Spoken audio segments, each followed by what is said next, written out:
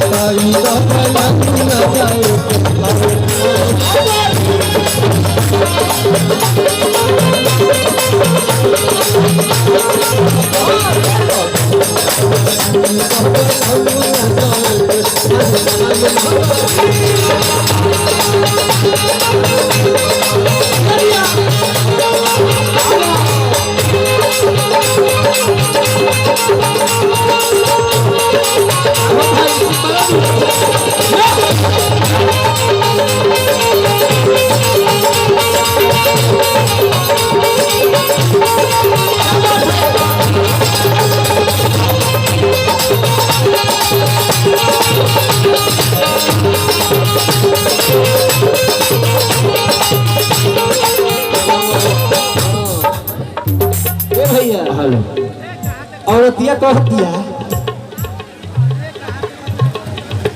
होली के माहौल में जयकारा भी लगे के चाहिए। एक बार प्रेम से सच्चे दरबार की थावे वाली मैया की। हाँ देखा तो है। हाँ ठीक है। अरे सुनी लो कि मेलावा में भीड़ बड़ी होला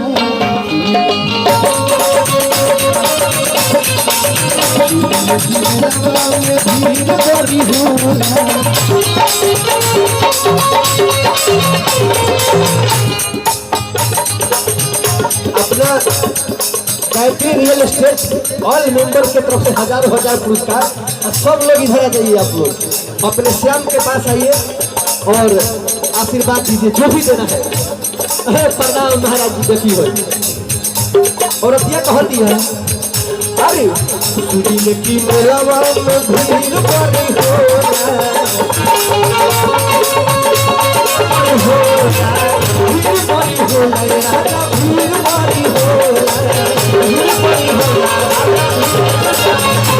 भैया गायत्री रियल एस्टेट की तरफ से 2000 इनाम आई बा। जय हो जय हो। ये गोटी कटनु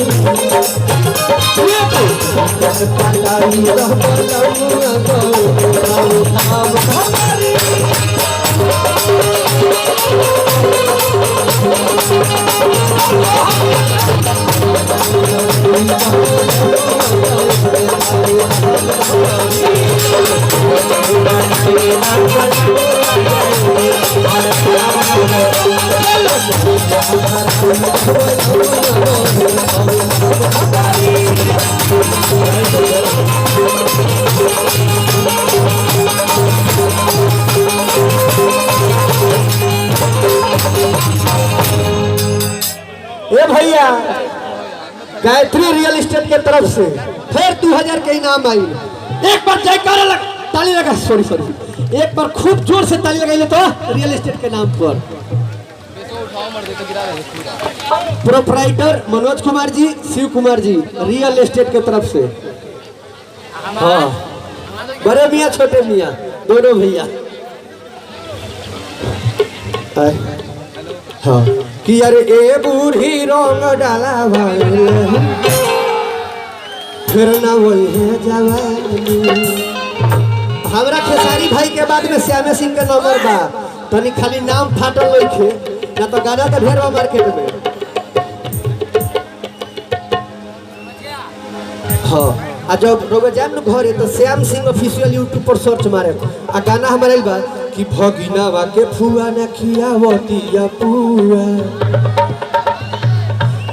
कि चूल्हा जरा के कोयले बिया धुआं धुआं कि चूल्हा जरा के कोयले बिया धुआं धुआं भगिनावा के फुआ न खियावतिया पुआ आईना कि देखी पियले होलिया में होश नहीं खे कि देखी पियले होलिया में होश नहीं खे ये में हमारा बलमुआ के